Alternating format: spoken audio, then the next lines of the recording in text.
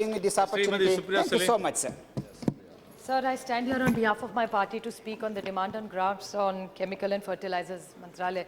Sir, it's become a very routine thing. Every time we stand on behalf of our various parties, the first line most of us speak is the cuts which every department has unfortunately had.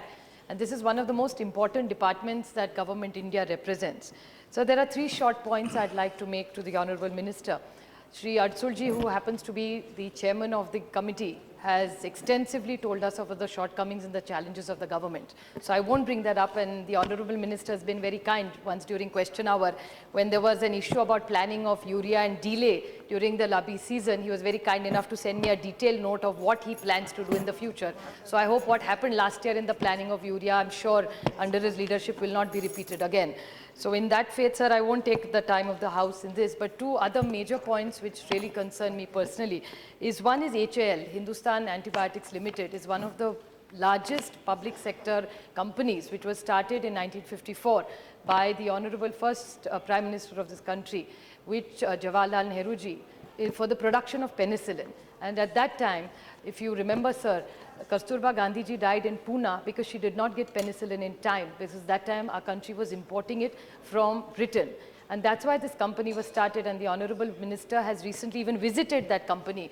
And the company is in a very, very difficult situation. There are hundreds of workers today who are struggling, are willing to take a pay cut, but they want the company to last. The government constantly talks about Make in India. So this is a company which has really delivered results when India did not have any production. So I urge the government, all they're asking is to make a first step intervention of giving 5 crores just to address the salaries and then take forward of the program. They're willing to work hard, they're willing to do whatever they can, sir, but it's a great opportunity because pharmaceuticals, all my colleagues have talked about pharmaceuticals today in the world.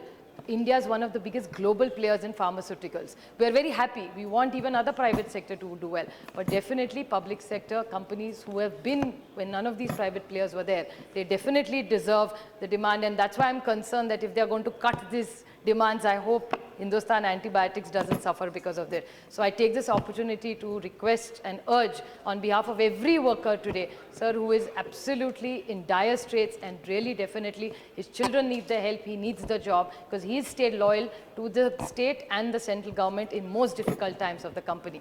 And last point, sir, is generic medicine. There was a very good generic medicine program initiated by this Mantralaya 3 or 4 years ago. It somehow hasn't done very well. Today still people preferred branded medicines. But today, why should we have a branded medicine when India produces very good generic medicines? So I'll urge the minister to, besides urea planning, even to see how each one of us in our constituencies can promote generic medicines. Thank you, sir.